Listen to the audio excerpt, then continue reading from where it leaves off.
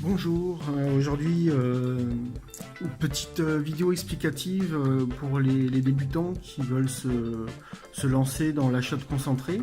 Il faut savoir que dans le marché des concentrés, il y a vraiment des perles. Et souvent pour les débutants, ça peut paraître un peu rebutant de pouvoir faire ces liquides, alors que c'est assez simple, somme toute. Il suffit d'avoir un peu de base de mathématiques et encore, donc ça va très vite. Donc voilà, voilà ce qu'il faut. Il faut des seringues. Donc j'utilise la grosse pour la base, la petite pour ajouter soit de la nicotine, soit pour créer mes recettes. Donc voilà. Vous aurez besoin forcément d'un contenant. Donc ici une chubby. Moi j'utilise un gobelet en plastique où je mets ma base pour pouvoir utiliser ma seringue plus facilement. Et donc là vous avez les concentrés. Donc on va en prendre un. Donc ici ça tombe bien, j'ai reçu des concentrés 3S Flow. D'ailleurs Flow, bonjour. Et donc le truc à savoir, c'est que chaque concentré a son taux de concentration. C'est-à-dire quelle est la proportion que vous allez mettre de concentré par rapport au jus final. Donc je me suis renseigné auprès de 3S Flow et donc ils conseillent 15% de concentré pour du 50-50 et 20% pour du full VG. Donc moi j'ai ma base qui est ici, voilà, et je suis en 20-80, donc 20 PG, 80 VG. Et donc, si je fais un rapide calcul, ça fait donc 18%. 18%. Voilà. Donc, au niveau des calculs, je vais vous montrer un petit peu comment ça se passe. Vous avez 10 ml de concentré. Et vous avez une base en 20-80. Je vais le faire en 18%. Donc, il faut que mes 10 ml représentent 18% du jus final. Et 100% le jus final avec le concentré et la base. Voilà. Donc si on fait une règle de 3, donc 100%, 18%, je prends 10 ml, donc j'obtiens 56 ml en faisant une règle de 3. Voilà.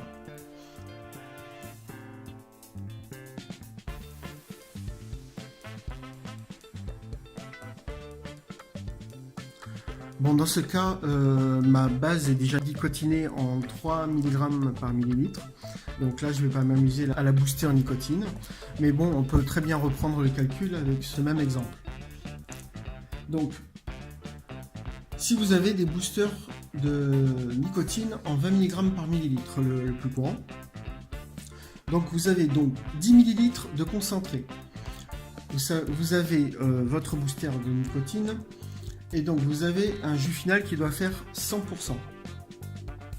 Donc qu'est-ce que vous savez?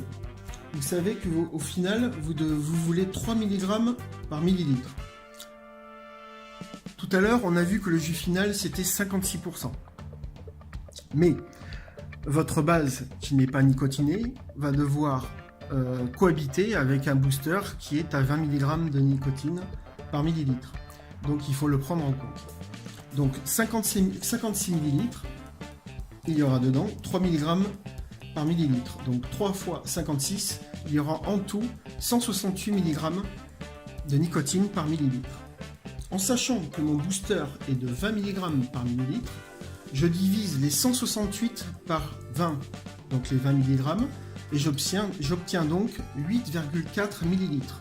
Donc pour cet exemple-là, j'aurai donc à mettre 10 ml de mon concentré, 8,4 ml de booster à 20 mg par millilitre et la différence soit 37,6 ml.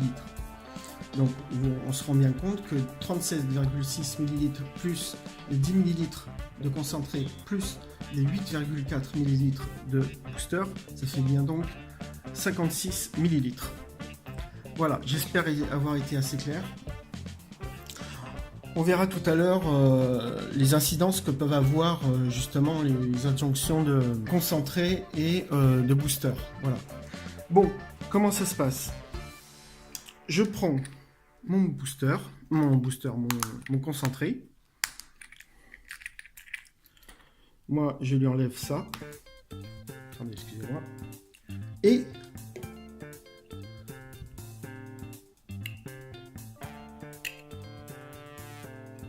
je le verse directement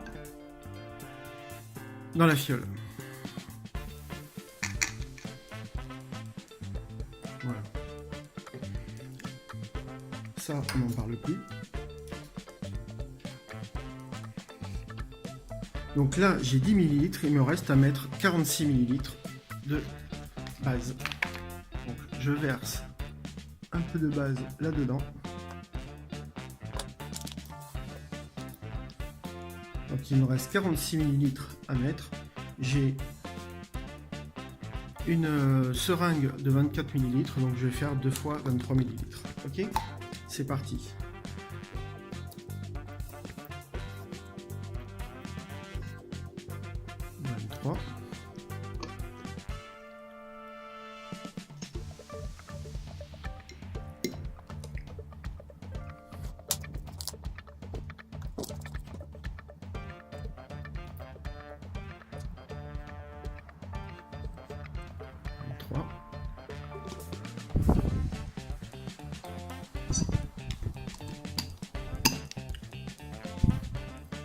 Et ensuite, c'est tout.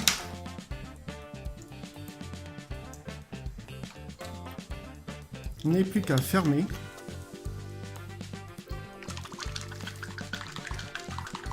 On agite un petit peu et votre jus est prêt. Donc moi, ce que je fais quand même, je vais enlever cette petite étiquette qui a été faite avec amour. Connaissant Flo, je suis sûr que ça a été fait avec amour. Et hop, voilà. Et ensuite, à côté, là où vous avez de la place derrière, vous pouvez y mettre la date du jour, le taux de nicotine, ce que vous voulez, le taux de PGVG, et voilà. Ok.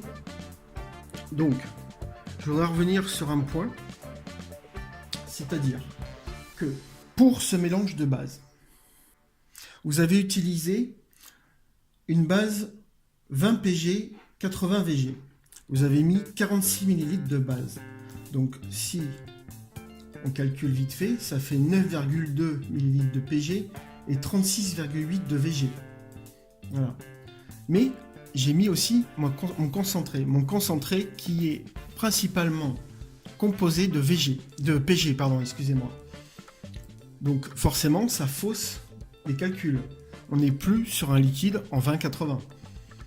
Donc, si on rajoute aux 9,2 ml de PG 10 ml du concentré, on est en présence de 19,2 ml de PG et 36,8 ml de VG, soit 35% PG, 65% VG. Ok? Donc il faut faire attention à ça. Bon, mais écoutez, j'espère avoir été assez clair, et puis je vous dis une prochaine fois. Salut!